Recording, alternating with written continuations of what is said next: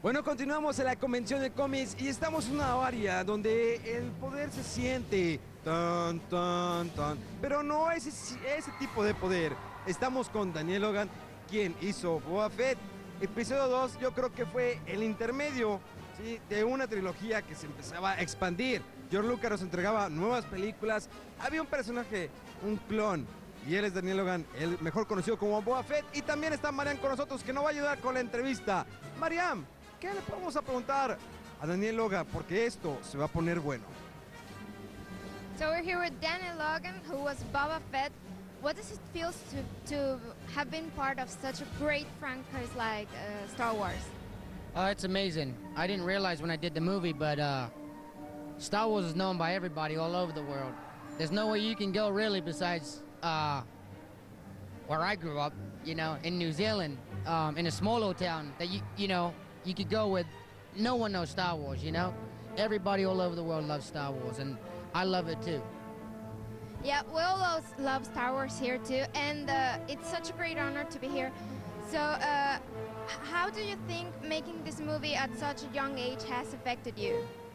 Oh, it affected me in many ways. I mean, I was 13 when I did the movie. I'm now almost 25. I've lived a life of 10 people since I was 13. I've been able to travel the world, meet amazing people, and do unextraordinary things that, quite frankly, Daniel Logan would not have been able to do. Though Boba Fett has a little more power.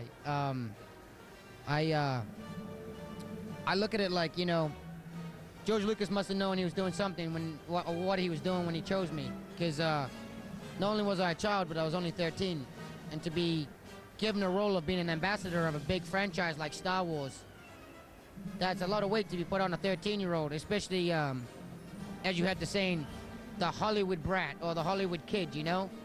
But yeah, I love the fact that I was given the opportunity, and every night I pray, thank God Jesus, that I was blessed enough to be able to have this opportunity. Can you tell us one of the moments of the movie that you enjoyed making the most? I loved every single part of the movie. I don't think there was a day that I found favored more to the other, because every day was just as fun as the last. And because I was acting with like a lot of different actors, it was a lot of different experiences, but it felt so amazing. On Monday, I think, to fly the spaceships. Can you do that? Fly through asteroids, fight, shoot? The saddest day on set was probably the day they told me I had to leave. And I knew that there was no more filming. But then again, you know, now I've been blessed enough to come to these conventions and still enjoying the story that I was a part of 11 years ago. So, you were Boba Fett. I mean, that's something that must have marked your life. What do you feel, how have you coped with new projects, trying to leave behind the Boba Fett image that you had when you were 13? Well, you never want to leave behind that character, but what you want to do is evolve from that character. It's been hard to evolve from him because he's such a unique character that anywhere you go and you say I was in Star Wars, automatically people are like, Star Wars?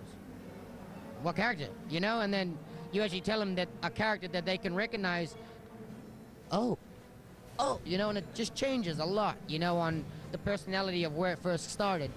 Thankfully enough to Boba Fett, he's enabled me to be able to do different things now, to be able to have the chance of risking or taking a risk at a project where before I would not have been able to have that opportunity.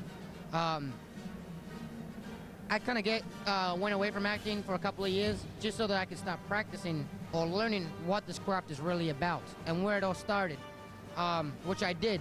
But doing that, you kind of have to go away because school takes up a lot of your time. And I found more enjoyable going to school and paying my money than going and acting on a set and getting paid to, you know, do it. But now it's changed. I want to get back out there and prove to the world that I still am able to act, and I'm not just that 13-year-old kid with an imagination, that, you know, I have evolved too, and I have a lot more to show the world, you know?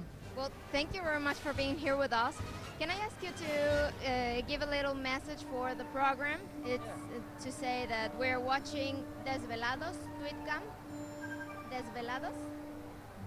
Desperados. Desvelados. Desvelados. Tweet cam. Twin cam. Tweet. Twit cam. Tweet cam. Desvelados. Like Desperados. Yeah.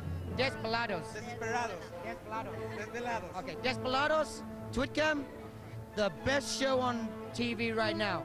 Make sure you stay tuned because there's a lot more good stuff to come. Okay, Desperado.